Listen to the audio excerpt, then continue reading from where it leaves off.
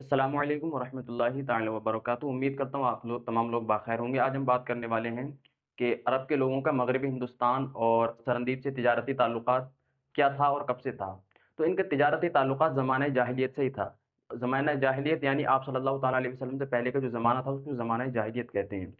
लेकिन जब इनका ज़माना जाहिलियत से ताल्लुकात था तो फिर यही ताल्लुकात तिजारत का यही ताल्लुकात कुछ अरसे के लिए बंद हो गया था। तो जब इनका ताल्लुकात था तो ज़माना जाहिलियत में ही कुछ अरब के ताजिर सरंदीप के अंदर आबाद हो गए थे, वहीं पर उन्होंने अपना घर मकान बना लिया था, वहीं रहते थे। तो ये जब सरंदीप के अंदर ये अरब ताजिर रहते थे तो इनको ये मालूम ही नहीं था कि अरब ममालिक के अंदर क्या चल रहा है। तो अरब ममालिक के अंदर एक मज़हब आ चुका था, मज़हब इस्लाम। तो इनको मालूम ही नहीं था कि वहाँ पर एक मज़हब भी आ चुका है, एक दीन भी आ चुका है। तो ईरानियों और रोमियों के दरमियान सॉरी ईरानी और रोमियों से जो मुसलमानों की जंगें होती थीं, तो जो मुसलमानों को फ़तह मिलती थी, जीत मिलती थी, तो जो सरंदीप के अंदर अरब लोग आबाद हुए थे, तो जब उन तक ये खबरें पहुँचती थीं, तो वो ये समझते थे और बड़े खुश होते थे कि जो हमारे अरब के लोग इनसे जंग लड़ रहे हैं, तो ये अपनी ज़ाती लड़ाई को लेकर के जंग लड़ रहे हैं और ज जंगें जीत रहे हैं। इनको ये मालूम ही नहीं था कि कुफ़्र और इस्लाम की जंग हो रही है और इस्लाम की वजह से जंगें जीती जा रही हैं। लेकिन यही सिलसिला लगातार कुछ टाइम तक चलता रहा, तो जो अरब के लोग सरंदीप में आकर के बसे थे, तो उन्हीं में से एक इंसान, एक शख्स था, एक नौजवान था जिसका नाम अब्दुल शम्स था। तो ये उन्हीं की औलाद में से था, यहीं पर पला था, यहीं पर बड़ा हुआ था और इसकी शादी भी अरब खानदान की एक लड़की से हुई थी। वो अरब का खानदान वो भी सरंदीप के अंदर ही बसा था। लेकिन जब कादसी और यरमूक और इन दोनों के मुकाबले में इस्लाम से जंगें हुईं, तो जब ये इस्लाम ने इनसे जंगें जीतीं, तो इसकी खबरें पूरी दुनिया के अंदर फैलीं। तो लोगों को मालूम पड़ा कि इस्लाम इस्लाम नाम की कोई चीज़ है। तो जो सरंदीप का वहाँ पर मौजूदा राजा था, उस तक भी ये खबरें आईं और तो इस राजा जब था वहाँ पर तो उसका लगभग 45 हिजरी में इंतकाल हो गया। वो फ़ौत हो गया राजा, तो इसका बेटा तख्त-नशीन हुआ। तो जब इसका बेटा तख्त-नशीन हुआ, तो इसने सबसे पहली मीटिंग अब्दुल शम्स के साथ रखी और अब्दुल शम्स को बुलाया और इससे कहा कि एक लंबा अरसा गुज़र गया तुम्हारे मुल्कों से, अरब मुल्क से, हमारे मुल्क में कोई भी तिजारत करने के लिए नहीं आया है। और सुनने में आता है कि तुम्हारे ममालिक में अरब में जितने भी मुल्क हैं, उनमें जो एक नया दीन आया है और मैं वहाँ के ताज़ा हालात मालूम करना चाहता हूँ। तो मैंने ये फ़ैसला लिया है कि तुम अपने कुछ साथियों के साथ अरब ममालिक में जाओ और वहाँ का जायज़ा लेकर के मुझे बताओ और वहाँ पर जाने का जितना भी खर्चा होगा, वो मैं सारा उठाने के लिए तैयार हूँ, तुम्हें हर चीज़ मुहैया कराऊँगा। तो अब्दुल शम्स ने इस राजा की बात पर कहा कि ठीक है, आपने मेरे दिल की दबी हुई आवाज़ को बाहर निकाल दिया। मैं भी यही चाहता था मैं वहाँ पर जाऊँ। तो लगभग इसके 10 दिन बाद बंदरगाह पर एक जहाज़ लगता है। ये बंदरगाह यानी एक जहाज़ का अड्डा कह सकते हैं जहाँ पर पानी वाले जहाज़ खड़े होते थे, उनमें सामान रखा जाता था, उतारा जाता था, लोग सवार होते थे, उतरते थे। तो बंदरगाह पर वही जहाज़ आया और अब्दुल शम्स अपने कुछ साथियों के साथ उस जहाज़ के ऊपर सवार हुआ और रवाना हुआ। तो जब इस जहाज़ को निकले हुए सरंदीप से 20 दिन गुज़र गए थे, उसके बाद इनके जहाज़ के साथ एक हादसा हो जाता है अब्दुल शम्स के जहाज़ के साथ। इनका जहाज़ समंदर की लहरों का, तूफ़ान का शिकार हो जाता है और गर्क हो जाता है। लेकिन अब्दुल शम्स की ये खुशकिस्मती समझिए कि एक जहाज़ सिंध की जानिब से एक जहाज़ आ रहा था। सिंध की जानिब से एक जहाज़ सरंदीप में तिजारत करने के लिए आ रहा था। तो इस जब इनका जहाज़ अब्दुल शम्स का जहाज़ डूब रहा था, तो सिंध के जहाज़ के लोगों ने इनको बचा लिया। लेकिन इसके सारे साथियों को ना बचा सका, सिर्फ़ अब्दुल शम्स को और इसके 2 साथियों को बचाया। टोटल 3 लोग बच गए थे। तो 3 लोगों की जान बचाए और अपने जहाज़ में सवार करके कौन? सिंध के लोग, इनको लेकर के आए। तो ये वापस सरंदीप के बंदरगाह पे आए और आने के बाद में जहाज़ से निकले और राजा के पास गए। राजा के पास गए, राजा से कहा कि हमारे साथ में ऐसा-ऐसा हादसा हो गया है, हमारा जहाज़, हमारे साथी पानी के और समंदर की लहरों का शिकार बन गए हैं। राजा ने बड़े अफ़सोस के साथ, निहायती अफ़सोस के साथ इनकी ये खबर सुनी और अब्दुल शम्स ने कहा कि सिंध की जानिब से एक जहाज़ आ रहा था, उसने हमें बचाया है और उस जहाज़ में जो ताजिर आ रहे थे, उनका सरदार था, तो उस सरदार का नाम था दिलीप सिंह। तो राजा ने दिलीप सिंह को अपने पास में बुलाया और बुलाने के बाद में अब्दुल शम्स और उसके 2 साथियों की 3 लोगों की जान बचाई थी। तो 3 लोगों की जान बचाने के बदले में राजा ने दिलीप सिंह को 3 हाथी इनाम दिए। राजा ने जब इनको 3 हाथी इनाम दिए तो दिलीप सिंह ने और इसके साथियों ने देखा कि राजा का बर्ताव हमारे साथ में बहुत अच्छा है, राजा हमारे साथ में बहुत अच्छे से पेश आ रहा है। तो दिलीप सिंह ने और इसके साथियों ने वहीं पर आबाद होने का फैसला किया। वहीं पर घर मकान बनवा के दिए। तो दिलीप सिंह ने राजा के पास जब अपनी ये ख्वाहिश ज़ाहिर की, तो राजा ने इनकी ख्वाहिश को पूरा करने के लिए बल्कि अपने शाही खजाने से, अपने कह सकते हैं गवर्नमेंट के पैसे से इनको घर बना करके दिए और ये लोग वहीं पर आबाद हो गए। कुछ साल की वफादाराना खिदमत के बाद में राजा ने दिलीप सिंह को वहाँ का समंदर का अमीर बना दिया। यानी कि वहाँ का एक समंदर से जितने भी जहाज़ आएँगे, जाएँगे, वहाँ का बंदरगाह का इसको एक अधिकारी बना दिया कि तुम्हारी ज़िम्मेदारी में तमाम सारे जहाज़ आएँगे, जाएँगे। तो वहाँ पर दिलीप सिंह जो है उसका अधिकारी बन गया। उसके बाद में अभी राजा की ख़्वाहिश पूरी नहीं हुई है, क्योंकि राजा की ख़्वाहिश ये थी कि अरब के लोगों के साथ तिजारती ताल्लुकात बढ़ें और शुरू होएँ। लेकिन इतने में ही इसके कुछ 3 साल बाद लगभग एक जहाज़ अरब की तरफ से आता है और एक मुसलमान जिसका नाम अबुल हसन था, ये जहाज़ पर सवार होकर के अरब की तरफ से लगभग कुछ सामान लेकर तिजारत करने के लिए सरंदीप की तरफ आता है। तो आ रहा था, ये आने के दौरान जब ये सरंदीप के करीब पहुँचा तो इसने अपना जहाज़ सरंदीप की बंदरगाह से कुछ दूर ही रोक लिया और वहाँ पर ये इसके कुछ साथी अबुल हसन और अबुल हसन के साथी वहाँ के जंगल की ठंडी हवाएँ और वहाँ के जंगल का नज़ारा कर रहे थे, क्योंकि इंसान की ये आदत होती है जब नई जगह कहीं पर जाता है तो वहाँ के माहौल को देखता है। तो ऐसे ही इन्होंने अपना जहाज़ बंदरगाह से कुछ दूर रोक रखा था और तमाम ये मुआयना कर रहे थे वहाँ पर जहाज़ से ही। तो इन्होंने देखा कि अच्छा, अब्दुस शम्स जो था इसकी एक बेटी थी सलमा, तो ये इसकी बीवी तो फ़ौत हो चुकी थी, तो ये सलमा अपनी बेटी को जब ये वहाँ पे रवाना हुआ था वहाँ जाने के लिए, तो अपनी बेटी को ये छोड़ कर के रवाना हुआ था। तो अबुल हसन ने अपना जहाज़ रोका, तो देखा कि कुछ औरतें, कुछ लड़कियाँ, कुछ लोग, कुछ बच्चे अ, समुद्र में एन्जॉय कर रहे हैं। जहाज़ चला रहे थे, कोई तैर रहा था, कोई कुछ कर रहा था। तो ये सलमा जो कि अब्दुल शम्स की बेटी थी, ये भी उन बच्चों की औरतों के साथ में समुद्र के अंदर एन्जॉय कर रही थी। तो इसने देखा कि अरब की जानिब से एक जहाज़ आ रहा है, तो इसने सारे जहाज़ों को पीछे छोड़ते हुए अपना जहाज़ अबुल हसन के जहाज़ के बाजू में ही लाके लगा दिया। अबुल हसन के बाजू में लाके लगाया, लेकिन इसका लिबास ऐसा था कि जिस तरह से मुसलमानों में लिबास नहीं पहना जाए। थोड़ी बेहयाई की शक्ल में ये आई और अबुल हसन के पास में आने के बाद इसने अबुल हसन को गहरी निगाहों से देखा।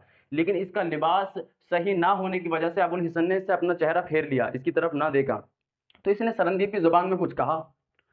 फिर अबुल हसन ने जब इसका निगाहों का जवाब ना दिया, तो इसको सलमा को अपनी ये तौहीन महसूस हुई कि इसने मेरी तरफ नहीं देखा, मुझसे अपना चेहरा फेर लिया। तो इसने सलमा ने अबुल हसन को अपनी तरफ तवज्जो दिलाने के लिए इसने ये फ़ैसला लिया कि मैं समंदर से नीचे कूद जाती हूँ। हालाँकि ये बहुत अच्छा तैरना जानती थी, तो ये समंदर से नीचे जब कूदेगी, तो ज़ाहिर-सी बात है इसको कोई न कोई बचाने के लिए आएगा। तो ये जब अपने जहाज़ से समुद्र में कूदी, तो ये इस तरह से एक्टिंग करने लगी जैसे कि ये मरती हो और डूबती हो, समंदर का शिकार बनती हो। तो अबुल हसन ने अबुल हसन ने अपने जहाज़ से पानी में एक रस्सी की सीढ़ी फेंकी। पानी वाले जहाज़ों में रस्सी की सीढ़ी लेकर के चलते हैं इमरजेंसी में काम आने के लिए। तो लड़की ने जब अबुल हसन ने सीढ़ी फेंकी तो सलमा ने उस सीढ़ी को नहीं पकड़ा। तो अबुल हसन ने सोचा कि शायद अब ये दम तोड़ रही है पानी के अंदर। तो अबुल हसन अपने जिस तरह से जैसा खड़ा था जहाज़ में ऐसे ही उसने पानी में छलांग लगा दी। तो जैसे ही उसने लड़की की जान बचाना चाहा पानी में छलांग लगा कर के, तो लड़की अचानक पानी में गायब हो गई। जब पानी में लड़की गायब हो गई और अबुल हसन ने 3-4 गोते समंदर के अंदर लगाए ताकि लड़की की जान बचा सके, लेकिन लड़की वहाँ से गायब हो गई। तो अबुल हसन मायूस होकर के अपने जहाज़ की तरफ से ऊपर चढ़ने लगा। जैसे ही अबुल हसन अपने जहाज़ की तरफ चढ़ने लगा, तो अबुल हसन के ही एक साथी ने अपने जहाज़ से कहा कि लड़की जहाज़ की दूसरी साइड है और वो डूब रही है, जल्दी जाकर के उसकी जान बचाओ। तो अबुल हसन ये ना समझ सका कि ये लड़की जहाज़ की दूसरी साइड गई कैसे, दूसरी तरफ कैसे गई? और उसने अपने जब उसने समंदर में गोता लगाया और अपने जहाज़ के नीचे होकर के दूसरी साइड पे निकला और वहाँ पर जाकर के देखा लड़की वहाँ पर भी नहीं। अबुल हसन बड़ा परेशान हो गया, तो सारे लोग अबुल हसन की मज़ाक बनाने लगे, हँसने लगे। तो अबुल हसन ने फिर से अपने जहाज़ के ऊपर आने का फैसला लिया। तो जैसे ही अबुल हसन ने सीढ़ी पर अपना एक कदम रखा था कि किसी ने उसका पैर पकड़ा और उसको समंदर में खींच लिया। और जब उसको समंदर में खींच लिया, तो उसने जब अपना होश सँभाला, जब ऊपर को आया, ऊपर को उसने अपना सर निकाला पानी से, तो देखा कि वही लड़की जहाज़ के ऊपर चढ़ रही है। तो वही लड़की जब जहाज़ के ऊपर चढ़ रही थी, तो अबुल हसन भी अपने जहाज़ के ऊपर आया। तो उस लड़की ने अरबी ज़ुबान में कहा कि मुझे बहुत अफ़सोस है तुम्हारे भीग जाने का। जब अरबी ज़ुबान में लड़की ने ये बात कहा तो अबुल हसन और उसके तमाम साथी परेशान हो गए और उसकी तरफ निगाह जमाने लगे कि ये अरबी ज़ुबान क्यों बोल रही है? तो अबुल हसन ने कहा, क्या आप अरब हैं? यानी आप अरब की रहने वाली हैं? तो उसने कहा कि हाँ, मैं अरब की रहने वाली हूँ। तो ये सब लोग अफ़सोस करने लगे कि अरब के लोग अभी तक ऐसा लिबास पहन रहे हैं। ज़माना जाहिलियत में जो लोग ज़िंदगी गुज़ारते थे, उससे बुरी ज़िंदगी गुज़ार रहे हैं। तो उस लड़की ने अबुल हसन से पूछा कि तुम क्या माल लेकर के आए हो तिजारत करने के लिए? मुझे माल दिखाओ।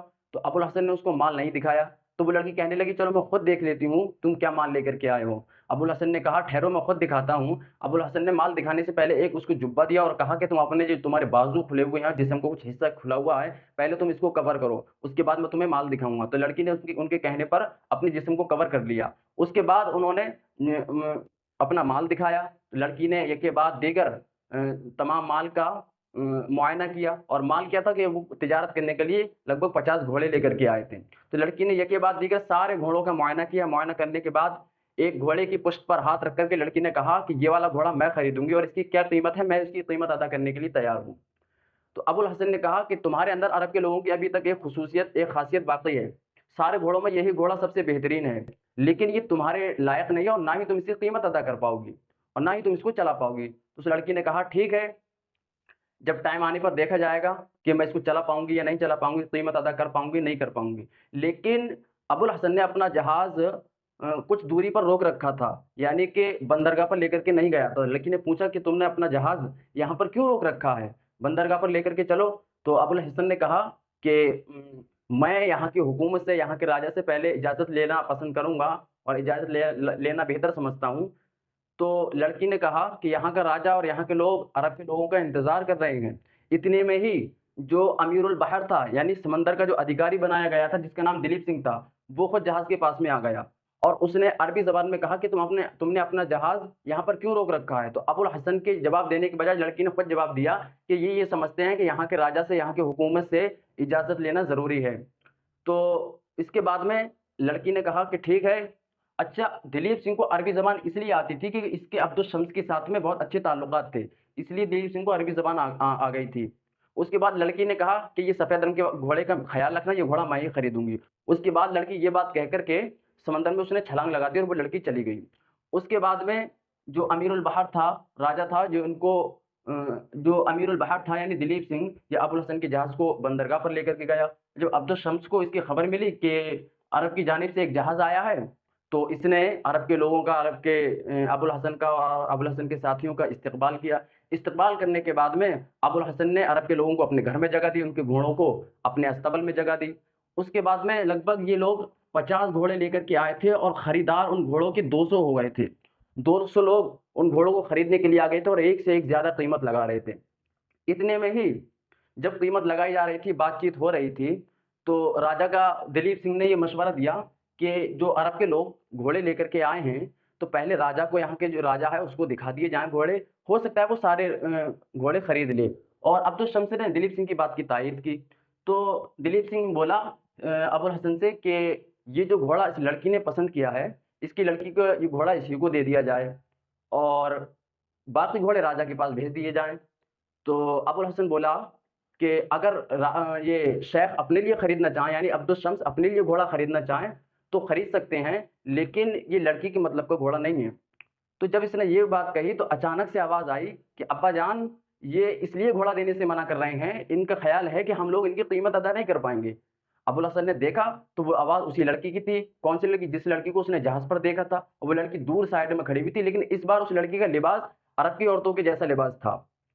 तो अबुल हसन ने कहा कि ऐसी कोई बात नहीं है, मैं तो तिजारत ही करने के लिए आया हूँ और मुझे तो घोड़े बेचना है। तो अबुल हसन ने कहा कि अगर आपकी लड़की इस घोड़े को लगाम भी लगा देगी अगर, तो यही घोड़ा उस लड़की का इनाम होगा। अब होता ये है कि वो लड़की आती है और उसके हाथ में लगाम थी और घोड़े को चलाने वाली चाबुक थी। तो लड़की ने उस घोड़े को लगाम देने की कोशिश करी, तो घोड़ा चारा छोड़ कर के अपने पीछे के पैरों पर खड़ा हो गया, आगे का हिस्सा उठा कर के। तो अबुल हसन ने उस घोड़े को खोला और एक दरख्त से जाकर के बाँध दिया और कहा कि तुम अपने ज़ोर अब आज़मा सकती हो, आप इसके ऊपर लगाम लगा सकती हो। तो उस लड़की ने उसको, घोड़े को लगाम देने की कोशिश करी और उसका निचला जबड़ा पकड़ करके लगाम लगाई और उसके ऊपर बैठ करके सवार हो गई। जब उसके ऊपर सवार हो गई तो वो कूदता हुआ जंगल की तरफ घोड़ा निकल गया उसको लेकर के। अब इससे आगे की कहानी समझने के लिए, इससे आगे का इतिहास जानने के लिए इंतज़ार करें 12 घंटे का या 24 घंटे का। और अबुल हसन और सलमा की कहानी बहुत ही इंटरेस्टिंग है। बने रहें हमारे साथ आखिर तक। अस्सलामु अलैकुम व रहमतुल्लाहि तआला व बरकातुहू।